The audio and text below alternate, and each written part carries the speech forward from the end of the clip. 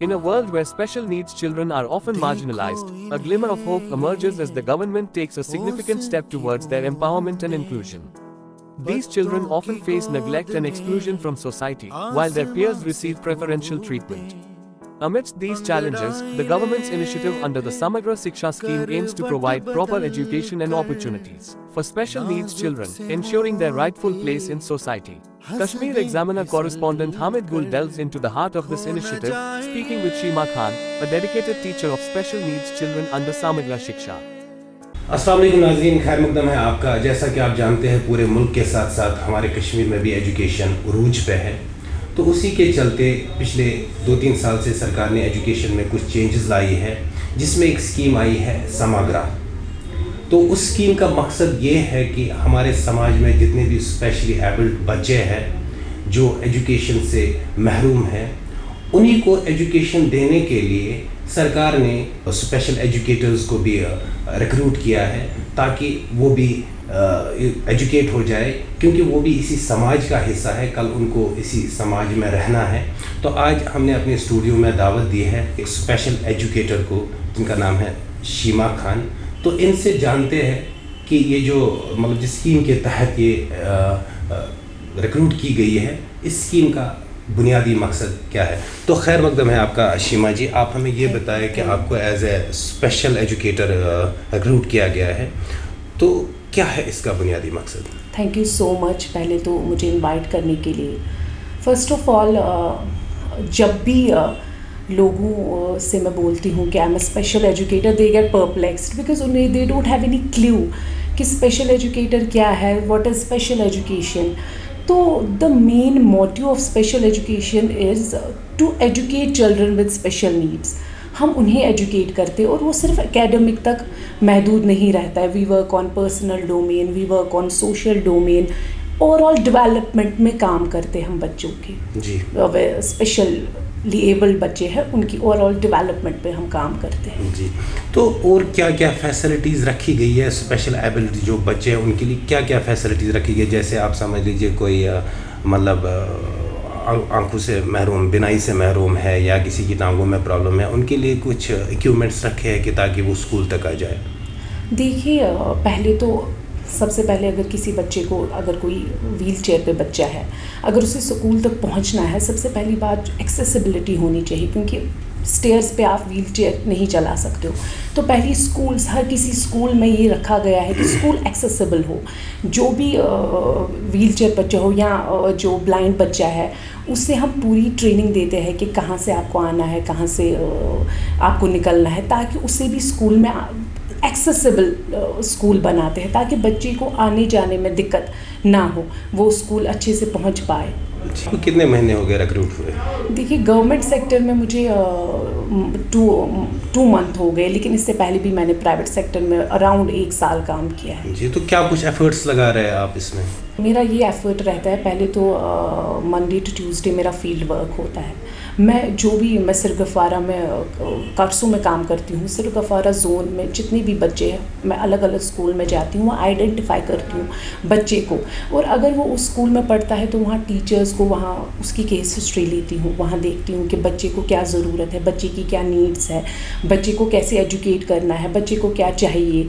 तो with different teaching strategies, using different materials, तो वैसे हम बच्चों के लिए काम करते हैं। तो कैसा रिस्पॉन्स मिल रहा है आपको पेरेंट्स का। देखिए, पेरेंट्स का रिस्पॉन्स जो होता है, कुछ पेरेंट्स का रिस्पॉन्स बहुत पॉजिटिव होता है और कुछ पेरेंट्स का रिस्पॉन्स उतना पॉजिटिव नहीं होता है, क्योंकि कुछ लोग बोलते हैं कि कोई फ़ायदा नहीं है बच्चों को, जो डिफरेंटली एबल बच्चे हैं उन्हें स्कूल ले जाना, इसमें क्या फ़ायदा है। तो मैं पहले ये बोलना चाहूँगी पेरेंट्स से, अगर आपका एक बच्चा जिसको डिसेबिलिटी नहीं है और एक बच्चा जिसको डिसेबिलिटी है और जिसको डिसेबिलिटी नहीं है, वो स्कूल जाता है, वो यूनिफॉर्म पहनता है, वो सुबह निकलता है, उसके फ्रेंड्स है, वो पिकनिक जाता है, वो उसके टीचर्स है। लेकिन जो आपका जो बच्चा है, जो डिफरेंटली एबल बच्चा है, just because he is living with some conditions, क्या वो स्कूल डिज़र्व नहीं करता है, क्या वो यूनिफॉर्म डिज़र्व नहीं करता है, क्या वो फ्रेंड्स डिज़र्व नहीं करता है। तो इस वजह से आप उसको एक बेजान चीज़ की तरह घर में बिठा देते हो कि क्या ही होगा, लेकिन आपको नहीं पता है कि कल आप कब तक इनके साथ रहेंगे, कब तक इनकी देखभाल करेंगे। तो एक टाइम आता है कि जब बच्चे को खुद अपने लिए करना पड़ता है। तो स्पेशल एजुकेशन के थ्रू हमारा यही मकसद होता है कि बच्चा इंडिपेंडेंट लाइफ जिए, एटलीस्ट अगर कुछ नहीं वो अपने काम खुद करे, उसमें वो इंडिपेंडेंस आ जाए। तो माँ बाप का कभी ये अप्रोच रहता है नहीं वहाँ जाके ये क्या करेगा, वहाँ कौन सा डॉक्टर बनेगा। लेकिन आपको ये समझना है कि आप ये इनजस्टिस करते हो।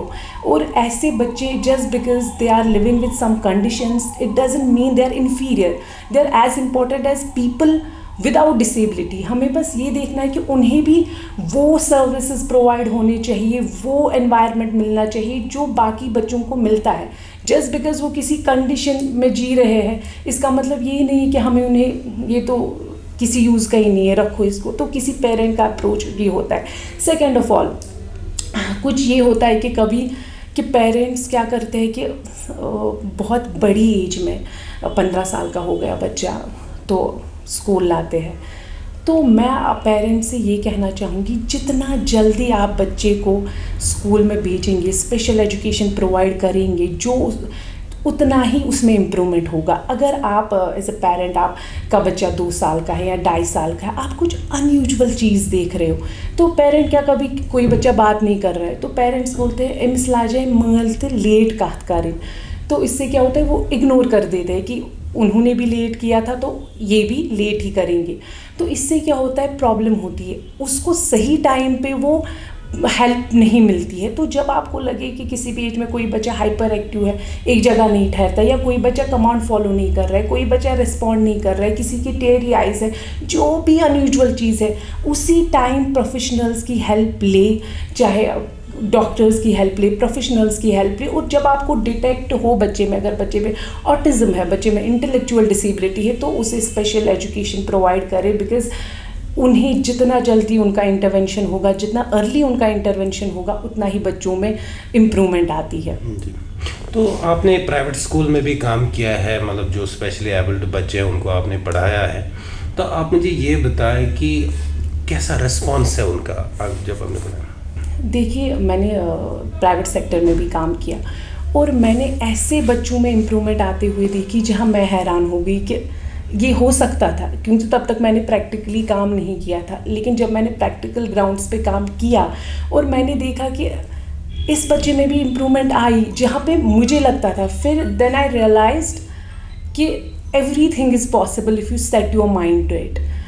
इसमें क्या होता है, you have to be patient. कुछ पेरेंट्स का ये होता है कि यहाँ 15 दिन बच्चे को लाए, इसमें तो अभी इम्प्रूवमेंट ही नहीं है। देखिए ये 15 दिन का काम नहीं है, ये सालों का काम है। अगर बच्चा फॉर एग्जांपल कोई बच्चा पेंसिल होल्ड नहीं कर पा रहा है और 1 साल के बाद उसने पेंसिल होल्ड किया, इट्स एन अचीवमेंट। ये अचीवमेंट है क्योंकि आपको नहीं पता है उस बच्चे के लिए भी कितना मुश्किल था वो होल्ड करना।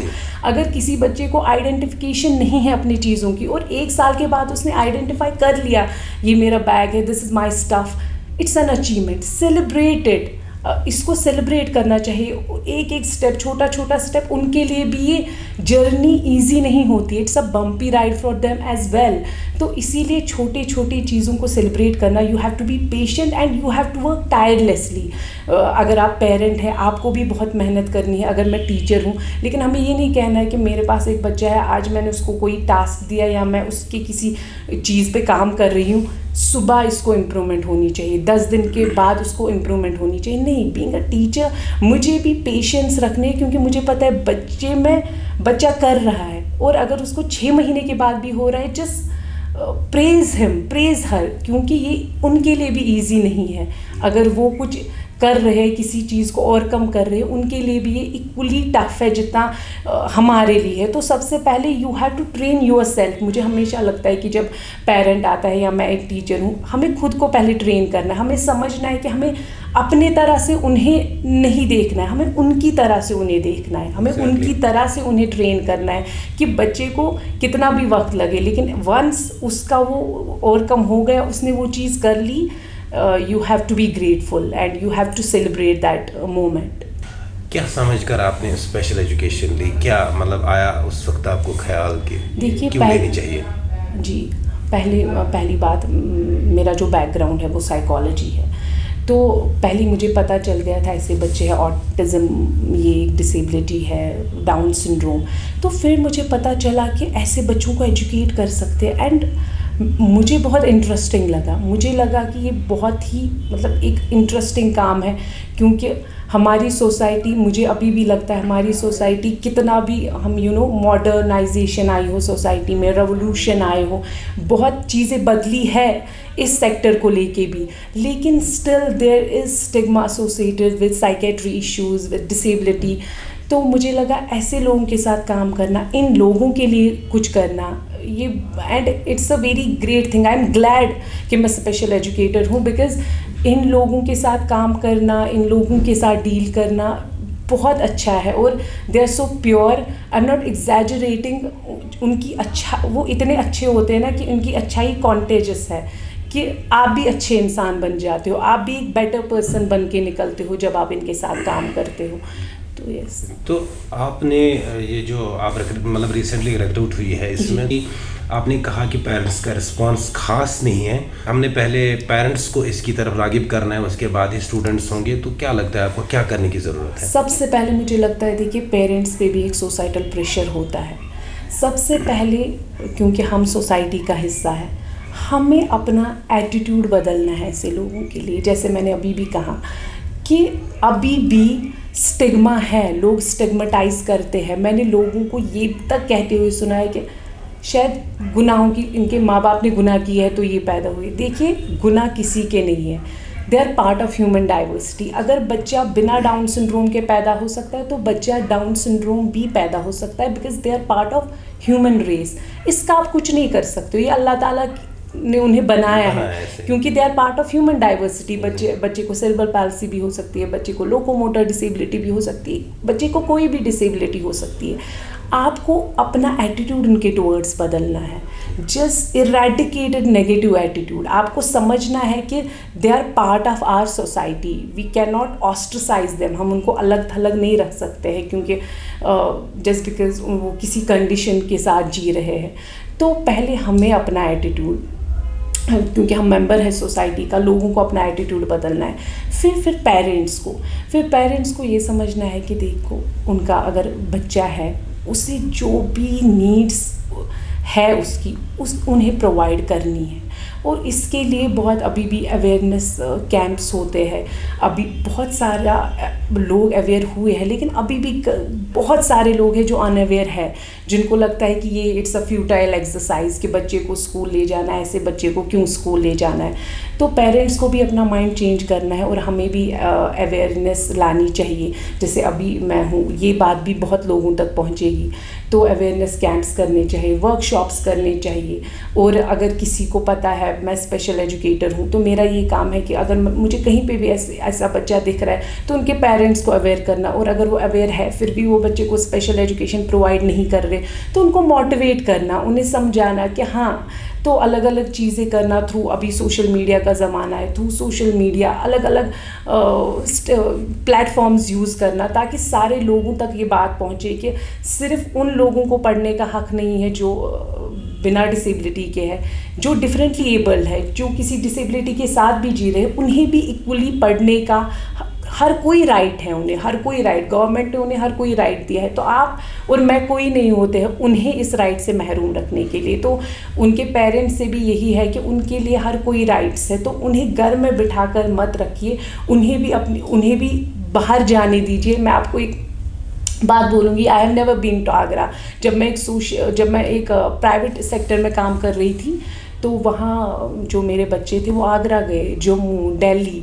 तो जब वो स्कूल में थे, उन्हें भी वो प्लेटफॉर्म मिला, उन्हें भी वो प्लेटफॉर्म, वो एनवायरनमेंट मिलता है। जब वो एक स्कूल में पहुँचते, घर में बैठ के उन्हें वो एनवायरनमेंट नहीं मिलेगा, वो प्लेटफॉर्म नहीं मिलेगा। जी, तो आपके कहने का मतलब है कि अगर उनको एजुकेशन से दूर रखा जाए तो उनके साथ हक तलाफी है, क्योंकि वो भी डिज़र्व करते हैं जैसे आम बच्चा करता है। क्या मतलब हर गाँव में नियरेस्ट स्कूल में मतलब स्पेशली एबल्ड बच्चे को एडमिट कर सकते हैं? हर किसी स्कूल में, चाहे प्राइवेट हो चाहे गवर्नमेंट हो, आप कहीं पे भी बच्चे को एडमिट कर सकते हो, क्योंकि उन्हें एडमिशन के लिए ना नहीं बोला जा सकता, क्योंकि उनका राइट है एजुकेशन। तो अभी डर्थ भी है स्पेशल एजुकेटर्स की, और स्पेशल एजुकेटर्स होने चाहिए क्योंकि ऐसे बच्चों को हमारी ज़रूरत है, तो हमें भी उन तक पहुंचना चाहिए। There is a dearth of special educators indeed. तो लेकिन एजुकेशन बिल्कुल, अगर उन्हें एजुकेशन से महरूम रखेंगे, उनके माँ बाप उनके साथ ये इनजस्टिस कर रहे हैं। जैसे मैंने बोला, I said it once, I said it twice, I will say it again. उन्हें एजुकेशन वो उतने इम्पॉर्टेंट है जितने पीपल जिन्हें डिसेबिलिटी नहीं है वो भी उतने इम्पॉर्टेंट है, तो उन्हें एजुकेशन से महरूम नहीं रखिए। पेरेंट्स को आप थोड़ा सा अपना एक्सपीरियंस बताइए और फाइनली क्या मैसेज देना चाहेंगे आप जो पेरेंट्स मतलब कोऑपरेट नहीं करते। देखिए, पहले मैं ये मेरा एक्सपीरियंस है, मैंने ऐसे बच्चों के साथ काम किया है। पहली बात, इन बच्चों में बहुत इम्प्रूवमेंट होती है, बहुत ज़्यादा इम्प्रूवमेंट होती है जब इन पे काम करें, और वो भी जब इन पे बहुत अर्ली इंटरवीन अगर इनको करें, बहुत 4 साल की एज में, 5 साल की एज में। तो आप ये मत समझिए कि ये स्कूल जाएंगे और वहाँ क्या ही होगा, नहीं, बहुत प्रोग्रेस होती है बच्चों में, बहुत इम्प्रूवमेंट होती है।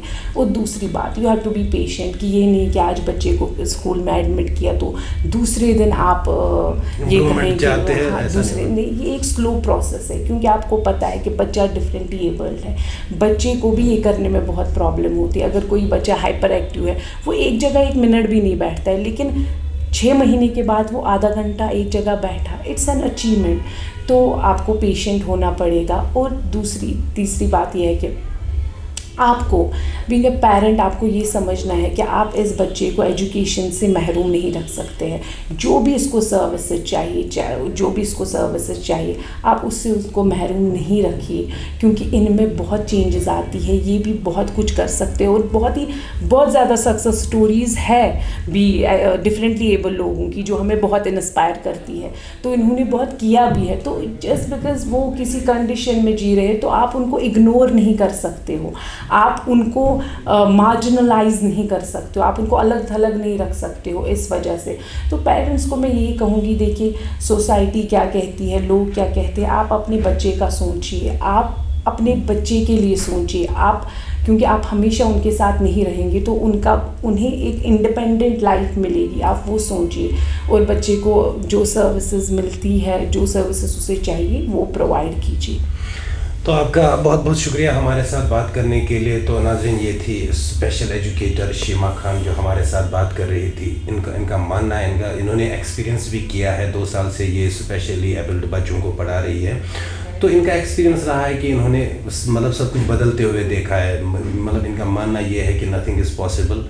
तो बस पेरेंट्स जो है उनको कोऑपरेट करने की ज़रूरत है, और आपको हक भी नहीं है कि आप उनको एजुकेशन से महरूम रखें। तो उनका हक बनता है, आपने उनको एजुकेट करना है, जैसे आप अपने मतलब जो आपके फिज़िकली फिट बच्चे हैं, जैसे उनको एजुकेशन दे रहे हो, तो इनको भी हक बनता है कि इनको भी आप एजुकेशन दें। तो मिलते हैं अगले प्रोग्राम में। ये इजाज़त, अल्लाह हाफ़िज़।